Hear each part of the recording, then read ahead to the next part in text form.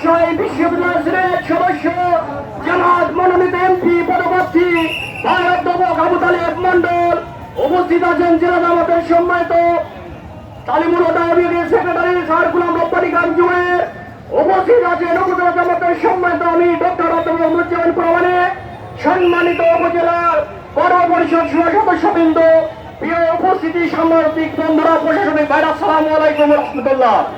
প্রিয় ভাইরা, আপনারা জানেন স্বৈরাচারের 15 বছর জুলুম নির্যাতন নিষ্পীষণের ফলে 26 জুলাই বিপ্লবের মাধ্যমে দেশের ক্ষমতার মস্তক থেকে স্বৈরশাসক হাসিনা পালিয়ে যেতে বাধ্য হয়েছে।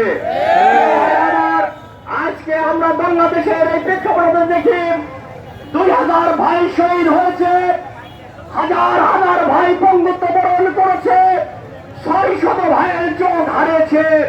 আজকে শহীদের মায়ের আজহারি, শহীদের বোনের কান্না, পিতার আজহারি আজ আকাশ বাতাস বঞ্চিত ভারী হয়ে গেছে। প্রিয় ভাইরা, এই শহীদের তখনই আমরা প্রতিশোধ নিতে পারবো যখন দেশের আইনের শাসন প্রতিষ্ঠা হবে, অন্যায় অবিচার দূর হবে, তখনই এদেশের শহীদেরা শান্তি পাবে। প্রিয় ভাইরা, এ বলে আপনাদের সামনে সংক্ষিপ্ত আকারে বক্তব্য পেশ করছেন বাংলাদেশ জামাত ইসলামী ঈশ্বরদী পৌরসভার সংগ্রামী আমির ভাই মৌলানা গোলাম আজম।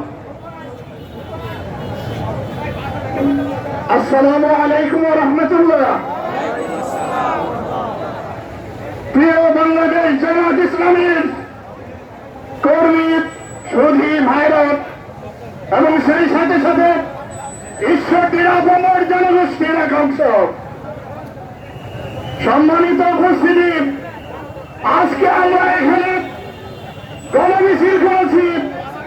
গণমিছিল উত্তর আমরা জনসভা করছি সঙ্গে ঘটানোর জন্য এই দেশের যুবক সমাজ, ছাত্র সমাজ এক কাতারে দাঁড়িয়ে বলিষ্ঠ আন্দোলনের মধ্য দিয়ে এই স্বৈরাচ শাসকের পতন ঘটাতে সক্ষম হয়েছেন। তারা পালিয়েছে দেশ থেকে। সম্মানিত ভাইরা আমার, সেই সময়